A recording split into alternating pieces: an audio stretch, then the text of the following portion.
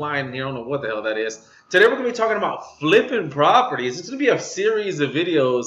I definitely recommend you hit that subscribe button, notification bell, whatever you got to do to follow these videos, because I charge about $800 to $2,000 for this class. It's going to be a series of classes. We're going to be talking about flipping properties, how to find them, where to get the money, pitfalls that I've learned over the last 15 years, a little bit about me, folks. If you don't know, guys from the Heights already know. I built new construction. I've done like flips and bungalows, and I have a whole slew, a resume of flips that I've done. In fact, I got a credit line. I'm not trying to brag. I'm just telling you that you're learning from a person that has a ton of experience, and people charge like I do charge for learning how to flip properties. So I'm giving it to you for free, absolutely free. So by all means, let's get started. Let's figure out how. I guess first of all, what's the best way to get started here? Let's define what is flipping a property. Let's talk about what it is. Okay, so flipping a property is basically you're going to be buying something super cheap and either rehabbing it and then putting it back on the market to find the end user or the person who's going to live in it, not like an investor or something most of the time. Or sometimes we get them so cheap that we resell it and we wholesale it, we flip it. So there's two types of flips there. For easiness sake, or for this class, we're going to be talking about just rehabbing a property, what to look out for. I got my little schedule, I got my little notes here that I took a chance to write some things down. We talked about, okay, so what is flipping a property? And I got saying we got to buy these things super cheap. And you're like, well, where the hell do I get these super cheap properties? Well, that's number one. Who? Who has these super cheap properties? Well, unfortunately, this is not going to be a very easy task. But I said not easy, not impossible. You see, it's not impossible. You have to have a little bit of patience. You have to network a little bit. And I've got some wholesalers that I can hook you up with, and they can find you some great deals. But I hope you're writing this stuff down, folks. I hope you're really writing this stuff down, because I'm telling you, I charge for this class. This is like free to use. This is like gold. I'm literally giving you gold in your hand. I just had a soup. Okay, so when you have to think, what do you call that? WIIFM. What's in it for me? And I always look at WIFM in all aspects of business and my personal life. What's in it for me?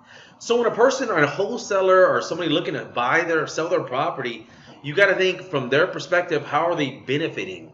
And we have to make sure that we buy at the right price. That is so important. I think that's what we're going to be talking about in this one series of class of how to find those deals. So you're going to have to align yourself and do a little bit of networking with wholesalers and some realtors that have been in the industry, maybe doing some door knocking, putting out signs. You know those signs that we've seen all around Houston and Texas. We buy houses super cheap. Well, the reason why they do that is because they're looking to buy them super cheap and super fast. So they have Open Door now, but Open Door usually gives them, and a lot of people are using Open Door. I've recently lost a wholesale deal because when I did analysis, it came out to about $275,000. It came out to about $275,000. My value, she wanted $300,000. Okay, this is so tricky. Open Door did this. Open Door did this. So they gave her the $275,000, and then they charged some more fees, and they did a renegotiation during the option for things that they found, which is a bunch of BS. All it comes down is putting stress on that buyer or that seller, and then getting the right price in their pocket so they can resell it after the fact, or they may rent it out and wait till that area goes up and then resell it then. So it's an investment. Okay, so that's one thing. You have to align yourself with realtors and wholesalers, or do your own signs out there. We'll talk about, I think we'll do that in another class where we talk about how to do it yourself. Some people don't want to deal with a realtor. Some people don't want to deal with a wholesaler. They want to save as much money as possible. And I can understand that. I've done it myself. It's not that hard, but it is time consuming. And putting out those signs are illegal. So I can't tell you, hey, go do that. I'm just telling you, this is the way it's done. Because I have a broker's license, I can't tell you things that are, illegal or unethical. So I hope you enjoy these tips anyways. Okay. And then we're talking about when to buy. So most of the time you don't want to buy during the hot season. So what are the hot seasons? Let's say, for instance, most of the time in general, it's going to be the summertime. It's going to be when kids are out of school so families can make a move.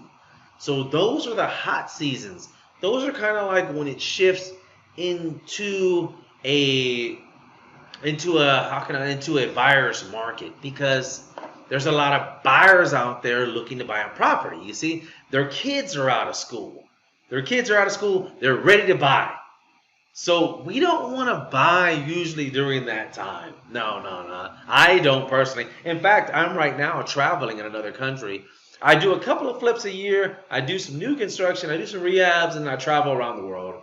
Because I'm already older. I mean, I'm in my 40s, and so I've done I've had a great time flipping, and I've kind of enjoyed this is a personal note on me. I'm sharing with you guys is that I learned that money isn't happiness.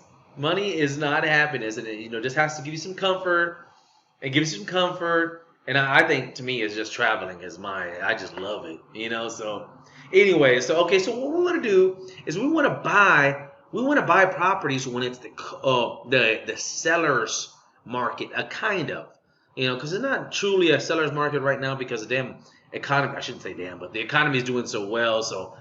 People are always buying right now. When they got money flowing, they want to get bigger and better things, and that's just the way the American thinks. I understand. I've been in that rat race, and I'm not knocking you down or anything. I'm just saying, I look at it a different way. So anyway, you want to buy when the market's a little bit cool. So I have a couple of investors right now. They're like, Alan, where's my property? And I say, we gotta hold on. We gotta wait. We gotta wait until the market cools. Because it's so hot right now. When it's hot, we're going to pay almost market price. And then double hit. Boom. Double hit. You buy the property, not at such a good deal, maybe 15, 20% off I get. It's 200 grand. We get to 170, 160. The market cools. And we do our little flips. We do our, tile, wood, granite, whatever the case may be. We want to put on the market. And now it's the cold season. Now there's not that many buyers, so now we have a double hit. We have two hits. Now there's no buyers, so now we got to sell cheap. And what happens then? We got a couple of things that happen then. Number one, either we have to hold the property, and then we have what they call holding costs. Write that down. Well, holding cost is the cost it costs you to hold that property. So while you have it, you have to keep it insured. You got to pay your taxes, and you have to pay that mortgage payment if you're not paying it all in cash. And so for 95% of the people out there, they're going to be picking out a loan. And most likely, we'll be talking about a hard money loan or a warm money loan. We'll talk about where to get these loans and the hard money loans in another course, maybe in the next course, because it's so intricate. It's so intricate. But, okay, so we're talking about when to buy. And I know I'm going across and this and that. But when to buy. So we want to buy when the market's cool. We want to buy when it's cool and it's shifting into a seller's market. When is the seller's market? When there's not that many buyers out there. And when are there not many buyers out there? Is whenever the kids are in school, or holidays, Christmas, Thanksgiving. People don't want to make a move, and that's where we make a killing. That's where we kill them. We come in there with a hard money cash, and I don't have that cash. I'm gonna show you where to get the cash in the next course. This way, we go in hard with that cash in our hand, pretty much. And then we lock that contract and do a variety of things, either resell it, just the paper, the rights to the contract, or we flip it and then make some, maybe 20, 30, my biggest flip is $180,000. So it's a lot of money involved. I know you're like,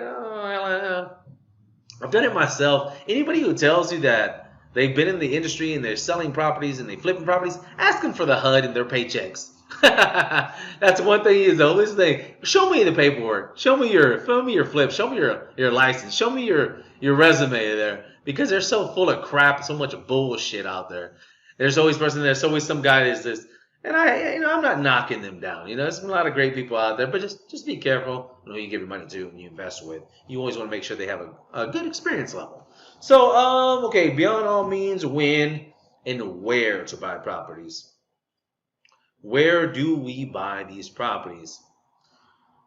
That's a very good question. So, my specialty myself is I like to do that interloop area, and I like to do up and coming areas as well. And what are up and coming areas? Areas where there is some kind of transitioning in the neighborhood. Maybe you see some construction.